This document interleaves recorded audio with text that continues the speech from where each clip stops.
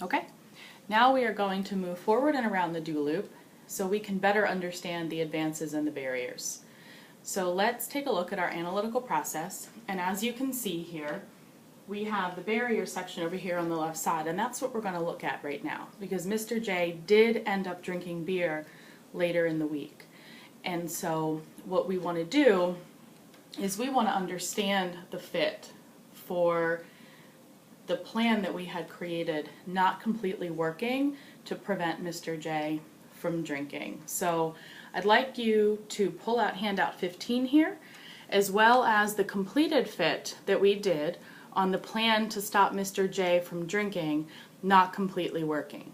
And that's what we're going to be looking at right now. So this is an example of a fit actually that we would be doing when we have a barrier. So a lot of times we evaluate how a plan went, and if there were breakdowns or barriers to it fully working, this is what we're going to do so that we can revamp the plan and have more success the next time around. So I want you to notice here that a lot of the drivers we have up here are actually replicas of the drivers that we had on his drinking behavior fit. And so it would make sense that what's driving the drinking is also going to be a barrier to the plan not working, especially if we didn't account for those drivers in our initial plan. The other thing I want you to notice is there's a therapist factor up here.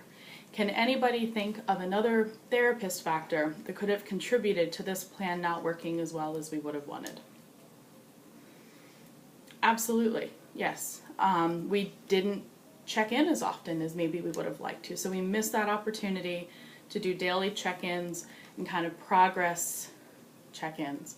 So that's a good one, and we'll put that up there as well. So now let's take a look at handout 15.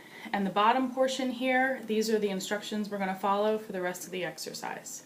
Now that we have our thorough fit here on all of the barriers to Mr. J successfully not drinking, we need to prioritize them. So let's figure out what drivers we want to prioritize. Any ideas?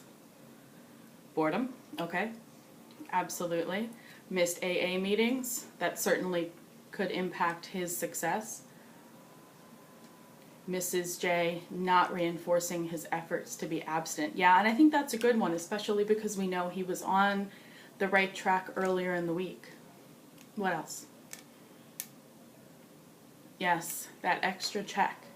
We know from our earlier assessment that money in the pocket is a bit of a trigger for Mr. J. Great. Any others? Okay, I think that's a great start. So now what I want you guys to do is work independently here and pull out the IG and the interventions that you guys developed in the prior exercise. And what we're going to do is, based off of these prioritized drivers, I want you to revamp the interventions. We're going to change the plan a bit. That could look like deleting certain interventions, adding to the plan, tweaking how we're going to approach things. And we'll give you guys about 5 to 8 minutes to work through some interventions here on these prioritized fits, and we'll come on back and we'll see what you guys came up with. Great, thank you.